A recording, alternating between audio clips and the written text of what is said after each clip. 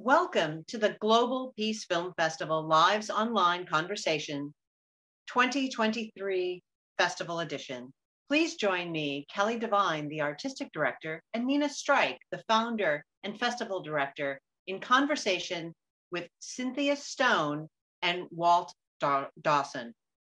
Cynthia Stone is the filmmaker behind the film that we'll be discussing, Keys, Bags, Names, Words. And Walt Dawson is someone you will see in this film and whose participation in today's conversation is so welcomed. And so let's do that. Let's welcome Cynthia and Walt to the conversation.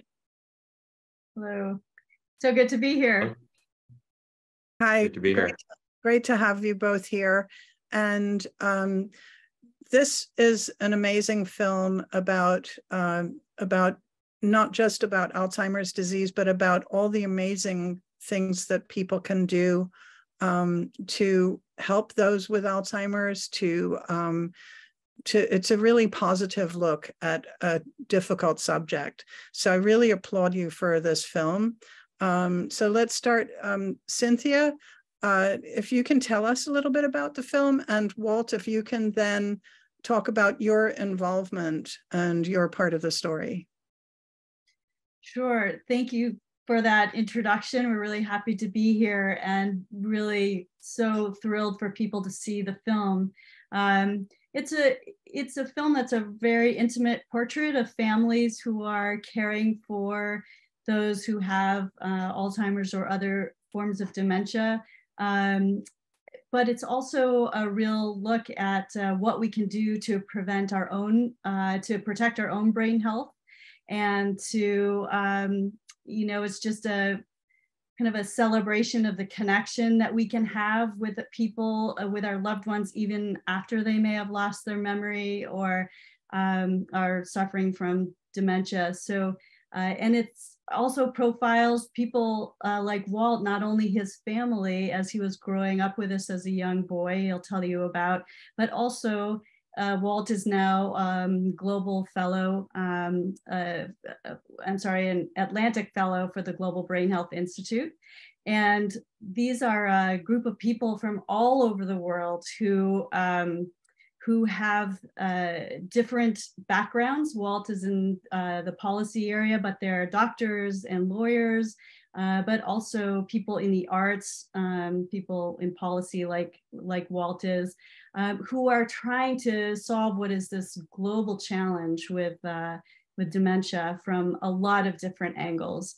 And so it's really a hopeful film about not only about what we can do to protect our own brain health, to connect with our loved ones, and to make society more inclusive and to lessen stigma for those who do have dementia, and also how those with dementia can live a higher quality of life after diagnosis.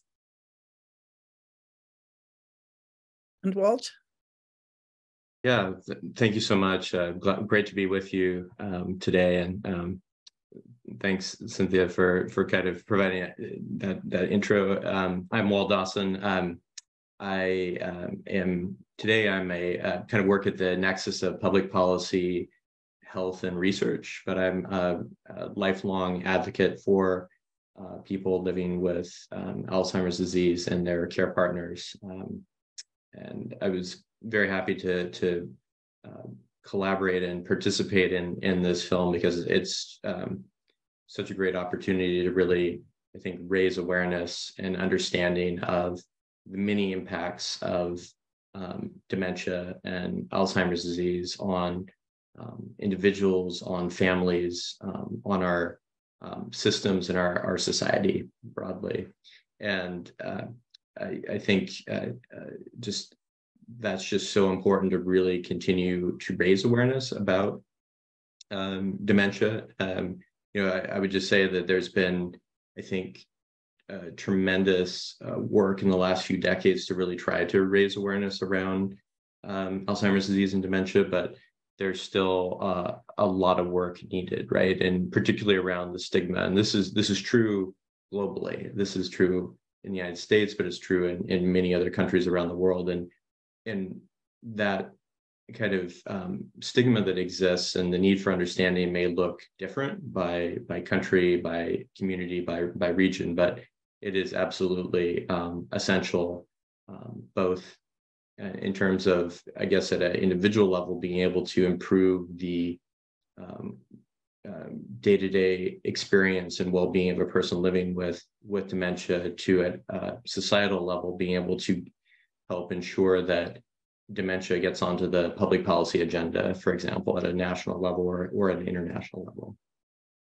Yeah, there's this line that Walt says in the film, and you'll see him as a young boy who is 10 years old, whose father very sadly got dementia, and Walt began this letter writing campaign, and he ended up at 10 years old testifying before Congress with all the advocacy work he was doing. So really an inspiring story.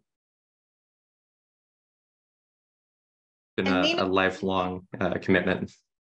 Sorry. Yeah. And Nina, did you want to ask a question a bit about some of those research methods that are highlighted in the film? Yeah, well, one of the things I found fascinating in the film and really important is the that you not only focused on families and groups, but also on single people with dementia for whom isolation is such an important, such a difficult issue, and is so important globally as a health crisis to be tackled. Walt, is there what can you tell us about that and what's being done with, on specifically for people living in isolation, because Alzheimer's is such an isolating disease, for whether it's for a family unit or an individual, but particularly single people really struggle. Sure, absolutely. I think, in recent years, if one thing that has also come out of the impacts of the COVID-19 pandemic is really a greater awareness of the impact of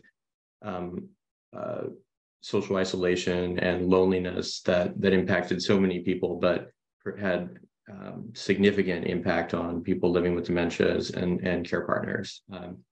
I think there's a real increasing awareness that isolation is really bad for our brain health, for our mental health, for our brain health both. And there are, I think, a lot of efforts to kind of show that, right, and those impacts, but also to try to mitigate that impact, right? So different interventions to reduce the effects of isolation, right, that may happen. And as you mentioned, the reality is that the dynamics of our societies and communities and families are changing, and there are and also as well as our kind of population ages globally, there are more individuals who are experiencing isolation and loneliness, right? And I think the reasons for that are complex, right, and tie into a lot of other kind of societal and wider issues, that exist. But I think there is a real increased recognition of the fact that is really a threat to our brain health. One thing the film really highlights is that,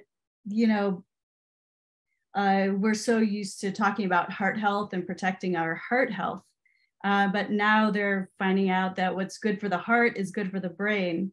And they're identifying all of these risk factors that, if we address them, can have a 30 to 40% chance of preventing dementia. And so one of those risk factors is isolation.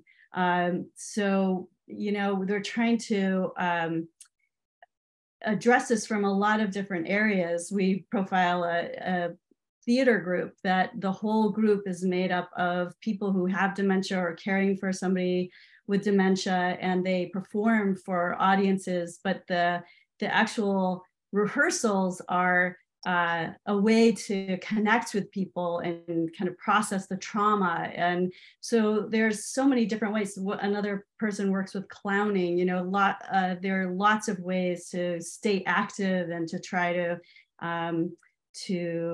keep your brain healthy and connecting with other people. And it is really, really vital to do that. And Cynthia, as a filmmaker, this is a little bit of a two-part question. First, how did you come to, select this as a topic? And in terms of your approach, you did a marvelous job of balancing, what often is either one type of documentary or another, either the kind of very personal story where we're following someone and very emotionally attached to that. You do include that, but you also balance it very beautifully with the kind of more informational documentary, and you weave those together very well, that I think create a unique opportunity to to delve emotionally into this topic and also come away with a wealth of knowledge about what to do and what the landscape is. I really appreciate that. Thanks so much, Kelly. And that was the biggest challenge, because I remember talking to one of the fellows we profiled, this woman who's the artistic director of the theater group.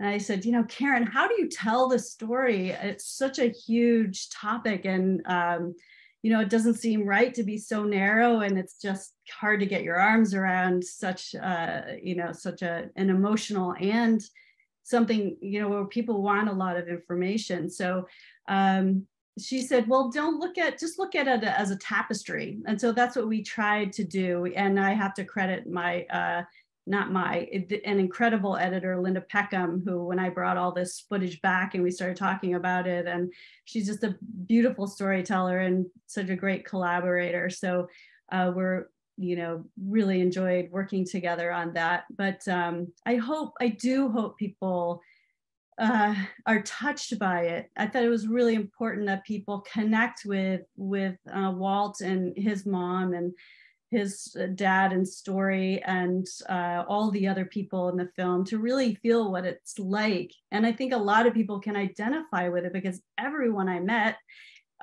making this film and asked what I was doing, they were caring for someone, or they knew someone who had dementia, so it's such a huge problem that so many people can identify with.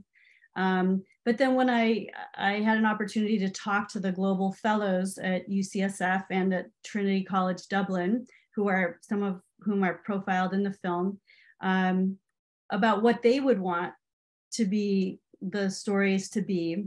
And they threw out the regular things I expected, like, how hard it is, how families can go bankrupt. It's just, emotionally so difficult. But they also said things like joy. There can be joy, there can be beautiful connection, beautiful moments, magical moments even. And so that really surprised me. And we really tried to show that kind of duality, because one of the women is an artist and an anthropologist that we profile, and she makes this beautiful piece of art, but she cared for her mother with dementia for a long time, and her mom lived with her. And she said, we don't want to deny the heartbreak, but we also want to show the hope and the joy. And she said it much better than I just did, but just kind of capturing those two sides of this issue. So. And Walt, what was it like? I mean, I know you're accustomed to being in the public sphere, because you've been, as we see in the film, such a strong policy advocate and public advocate for so much of your life. But what was it like to be followed around as part of a documentary? Well, say nice. Yeah. It's an interesting experience, right? Being followed, but I was just really impressed with Cynthia and the work of her team to really tell this story, not just my story and my family's story, but that of so many others. And ultimately, this really is, a story of hope, right? But you need to that. And I'm sorry, you might be able to hear my dog in the background. Really need that kind of to share both the challenges and tragedy that is part of the experience, but also the message of hope and the real kind of positive aspects at moments that are also part of the journey. Yeah, and the hope of what all of us can do to connect with people better and to protect our own brain health. That whole prevention piece too. Well, Oh. Exactly. The prevention piece is enormous, and if you could maybe speak to, both of you, what you hope people will take away when they see this film back into their own lives and their own communities. Walt, do you want to go first? Why don't you go first, just to give me a moment? But yeah, I'm happy to answer too. Yeah. What I want them to take away, I wanted them to take away empathy for those who are going through this. I want them to take away a question: what can I do to make people's lives better? How can I help integrate people with dementia in my community? How can I connect, and how can I protect my own brain health? What can I do? What are the concrete steps I can do to make sure that my brain is as healthy as it can be? And I want them to take away, as Walt said, hope that there is a lot we can do, and we can still connect with loved ones even after they lose their memory. I know, because that happened to me at the end when I was making the film. We were shooting in Brazil, and my husband called me at about 3 a.m, and he said, she lives on my property, and she said, Cynthia, she's forgetting to eat. She's, and so I came home, and at the end of her life, for about 3 months, she didn't know who I was. And I guess the most surprising thing was I learned so much from Walt, from all the people in the film who kind of taught me how to be with her, not to be afraid of it, not to be afraid of going where she was, instead of trying to haul her back in my world, and just kind of like lying in bed with her and reading and listening to music and having these kind of beautiful, peaceful times. And she'd look at me and say, "Who are you again?" And I hope people are less afraid, and they take away how to be with someone, and how to connect with loved ones, and how to protect their own health and be less afraid also, and more inclusive.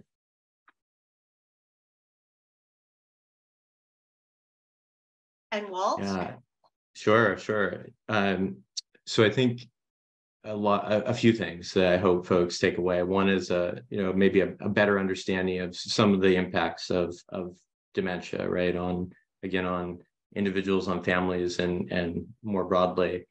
I think a better understanding that the journey can be both difficult, but there are also beautiful moments and beautiful aspects of that journey too. That there is much innovative work that's happening around the world in many different ways. So certainly in research, but also in kind of understanding of how to better support and care for people as well. I think that's really important, and that really helps get to that message of hope, right? That there are innovative collaborations happening, and I think the film just does a really kind of good job of sharing that message. So I hope that people take that away, and ultimately I hope that this film can contribute to reducing that stigma that still exists, and helping to create awareness and again that better understanding, because I think that that's what is absolutely essential the more that I kind of go about my work, both in kind of policy work and advocacy and in research, is that to really, change the agenda. There's still much work to be done in terms of awareness. So I think this film will contribute to that. All the takeaways that you've both described are so important, and the fact, I mean, one thing that's really beautiful about the film is that it brings that dichotomy. It explores that dichotomy of the positive and the difficulties, and it's something I think everybody who has a friend or a family member who's experienced any kind of Alzheimer's, dementia, or other kind of memory loss experiences. So thank you for that. It's a really important film for people to see. So tell us, Cynthia, tell us what's happening with the film, what people can do to support it, to see it. And also for both of you, what's next for you both? Yeah, so the film is going to be having its premiere in San Francisco on September 7th. It had its world premiere in Dublin in March. So we're really thrilled to get it out there. We're working with a community distributor and partnering with organizations who can push it out through their membership. And we're really encouraging people to go to the website and sign up for a screening. You can do a screening at home. You can, if you want to do a night out, rent a theater and partner with a local organization. You can have one at your business. So we're really excited for as many people as possible to see the film. We don't want to, this isn't about making money. We just want this information out. We partner with the Global Brain Health Institute, and that's their whole mission, is raising awareness, lessening stigma, that sort of thing. So, and this all started with an oral history project where the stories were so strong that they wanted to do a film. So we just want to make it as available to as many people as possible, possibly PBS, VOD in the future. So we're just starting on that path, and we look forward to getting it out in the world. Oh, thank you so much, Cynthia. And Walt, how can our audience listening support the work that you do? Because policy is so important in this whole issue. Yeah, no, that's a great question. I mean, I think certainly speaking out and sharing their stories that folks may, because as I think we talked about a little bit earlier, and Cynthia, you mentioned this, there's so many people that have experienced the journey with dementia, right, and with Alzheimer's disease, and so I think if anything, I hope both the film as well as my work continues to help others share that story, because that's needed. I think that also in terms of advocacy, when there are opportunities to support policies that might be at the state level or local level, as well as nationally, trying to speak out in favor of those policies is always important. Be it that's contacting your elected officials, for example, right, or attending events that support those policies. So that's what I would say is ways that I think everybody can be engaged and be an advocate in some way if they feel that they want to do that. And I, in my work, I continue to really focus on, in terms of research and evaluation, testing and evaluating policies and interventions at a state level where I work, but also globally. And I think that's really kind of important to focus on, trying to make sure that we know what is needed and whether or not policies actually do work too. That's an important part of all of this work, I think, too, is making sure that we have the right set of tools to really support people. Oh, Yeah. that's a great thing to, yes, that is a fantastic way to wrap this up, in that policy is never static, right? It's a process, and we're always in it, and we always should be checking back to see if the results that we're looking for are really coming to pass. So thank you for that, Walt. That is a great reminder. And thank you, Cynthia, so much for this film. Congratulations on your upcoming San Francisco debut, and and congratulations on your previous world debut. I know this film is going to travel far and touch many, many people along the way, and it's going to have a lasting impact. So thank you both for making the story and sharing your stories. Thank you so much. Really appreciate the opportunity. Agreed. Thank you. I really appreciate this opportunity to speak with you. Thank you. Thank you so much to everyone who has watched today's Glow. We've been speaking with Cynthia Stone and Walt Dawson. Please go and seek out the film Keys, Bags, Names, Words. And if you want to learn more information about the film, please go to the website keysbagsnameswords.com for more information. And please do, if you are in the Orlando area, come to our live scheduled screening of the film. Our live programming begins September 19th and runs through September 23rd. Our virtual programming begins September 25th and runs through October the 1st. All the information about any of the upcoming festival events can be found at our website, peacefilmfest.org. Thank you again, and we'll see you at the next Glow.